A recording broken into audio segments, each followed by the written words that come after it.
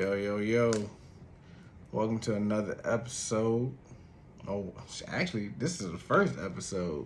So, welcome to the first episode of Raw and Authentic. Well, I had a podcast before. I had the same podcast. I had a first season, no video, just straight audio.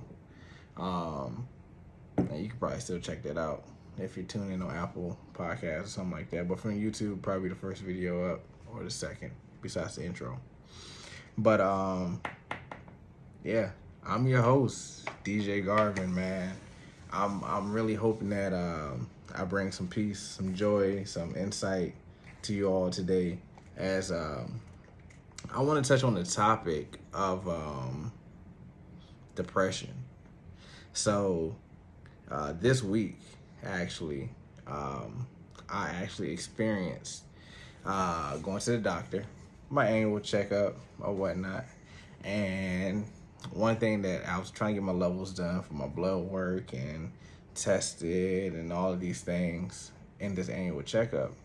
And one of the things that the doctor talked about, stressed about a couple times was I depressed? I'm like, nah. Like, what's up? He's like, it was just questions that he had to run, of course. And then so he gave this, he ended up giving me this sheet, and he was like, just read the first two questions. And both of the questions went towards depression. Like, do you have a loss of like appetite or interest in anything? And the first question was very confusing. Even he said it himself, and I can't even remember at this point. But it made me think about how much social media has allowed us to be able to see how often people are depressed and how many different forms depression comes up, and how it shows up in people in different ways. So I know for myself, right, I've dealt with depression from the time I was a kid to being an adult to even like within like the last year or so, right? And as a child, I would say more so when I can remember, in my teenage years, going through high school, and like I was a pretty cool kid, you know what I'm saying? Starting point guard on varsity my sophomore year in high school, and you know, I had girls, people that thought they were my friends, and all of that. You know, I made a good name for myself. Like my name is David, right? But the newspapers actually called me DJ. So, because everybody called me DJ. So in papers, my name is DJ Garvin. And I never had the full depth of conversation, like even with my parents, to understand how the world works and how emotions work and these feelings. You know, my dad didn't really talk that much. He was like kind of like my grandfather. My mom, she doesn't really like dealing with her emotions a lot or whatnot. And so I could say I was pretty emotional kid in the beginning. Then I became emotionless. And I don't think that I was ever without emotion. I think that I just ended up hiding them so well. And that once I think about 11th grade, I started playing AAU for Craig Booth. Coach Booth is his name, is what I call him. And he had me tested. And that's when I found out that I was on the 8th grade reading level. You know, so if you really think about it, I couldn't read. I didn't know how to read. I didn't know how to read from the time, I didn't even know how to read once I went to college. My first year of college, went to St. Aug, Falcons. That's where I graduated from. And my oldest son's mom is the one that taught me how to read. I didn't know the difference between there, and there. I didn't know, I really didn't know how to write papers. I write like I talk. All the way to law school. One of my mentors, Professor Peterkin, he would tell you like I literally write like I talk. Well, I used to, and he would always get on me about that. But going back to what I was saying is that knowing that the feelings I had by not being able to progress within the classroom, not knowing how to read around people, all of that turned into aggression. That aggression came from depression. And it's something that I'm at a point now in my life where I learned how to deal with my emotions properly. I'm starting to learn how to deal with my emotions properly. Even throughout my relationship, I was married at one point too, fully divorced now. But I can honestly say, like, in a lot of my relationships, I did not know how to deal with my emotions properly. I didn't know how to express myself, you know. When you take away that you don't know words, and then you add on that you don't know words, you add on that you don't know you were never taught how to express yourself properly, and then you add on the trauma that you have from childhood and up into a relationship in your adulthood. It's nothing but drastic measures that happens.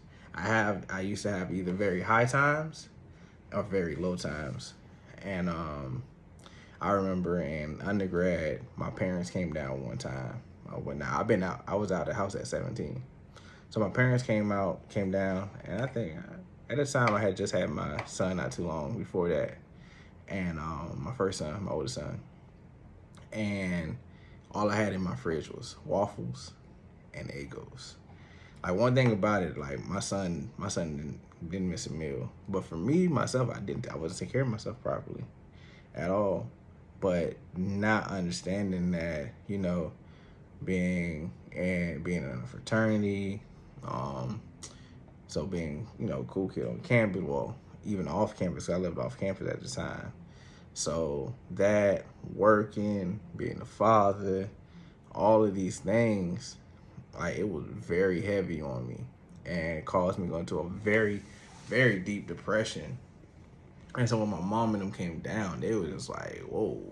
And I never drank, and I never drank when I was younger. I didn't drink until I got to college. And I just see how the transformation from that stage to once I got to law school, the depression I had in law school, not being financially sound because of law school, having the troubles that I was having from reading, and still not knowing how to properly express myself as well. These things all play major factors, and I've always had to work twice to three times as hard as my counterparts, and it just was not it's not a pretty thing, and then dealing with a relationship on top of that while in law school, where you and that person have a very traumatic background, and they don't know how to express themselves properly. You don't know how to express yourself properly, but you're trauma bonding. And that is a major disaster. It's not until seeking counseling, and I say within like the past, 2-3 years, and a relationship I've had with that, in that relationship, was not being able to also either probably show up for myself. I started to understand how to express myself, but not probably showing up for myself, not probably showing up for that person, not understanding certain languages, love languages, having a lot of selfishness in that aspect, and which still led to just more depression, because what's the saying? Hurt people hurt people. That's true. Hurt people will always hurt people. And as a hurt person, I know for sure that I've hurt a lot of people that I once loved. And for that, I will always be, it's not a regret for the most part, but I'll always feel like I wish I could have did it differently, sometimes. Um, but I don't know what I don't know. But once I knew, it's my duty to do it differently or do it properly. But going back into into depression, you have to have outlets. Whether it's you have, I think you should have more than one outlet, right? Therapy is one thing, your friends is another. A physical activity outlet is another one. My outlets themselves was I'm still in therapy, so any man, any woman that's getting therapy right now, I commend you. If you haven't, I say definitely do it. Try it. It may not be for everybody, but it can definitely help. It can definitely help if you use the tools properly. But yeah, I have my own outlets is basketball. I still play basketball. The other outlet I have is therapy. Now I box. So box allows me to get a lot of aggression out. A lot of aggression out, and I'm appreciative of that. So you have to find ways that will allow you to not only still maintain and be you, but also that will just allow you to let things out. And whatever that is for you, it could be music, it could be whatever creative craft you have, it could be business. I meditate too. My being spiritually sound is a huge part of my journey. So, whether I'm saging, whether I'm meditating, whether I'm praying, but one thing about it all is that God is like my right hand. Like God is my man's. Like that's my man's. God is my man's. And I am thankful in everything that I do that I have God in it. However you address God in your own religious belief, I'm not religious at all. I'm very much more spiritual. I respect everybody's religion. I respect everybody's place on this earth. And everybody has a duty, whether however you get there is how you get there. But your relationship is what matters the most. And my relationship spiritually with God and the ancestors and the universe has allowed me to get to where I am today. And I will forever be grateful, forever be thankful for that. But yes, do whatever you have to do to have a spiritual relationship with yourself, with whatever higher power you believe in or don't believe in.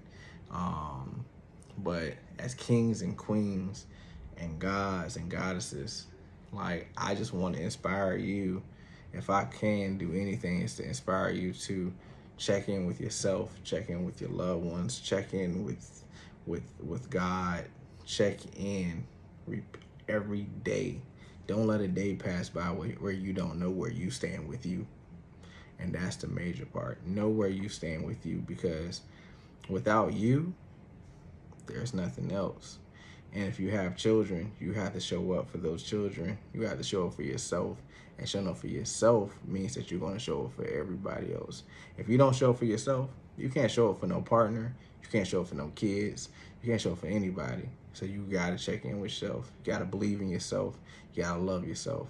So, as I wrap it up, man, all I want to say is love you, love those around you, love life, because you only get one shot at this life, and you got to make it count. And the only way you can make it count is if you can count on you to get you through. Peace. Y'all stay raw. Y'all stay authentic. Talk to you later.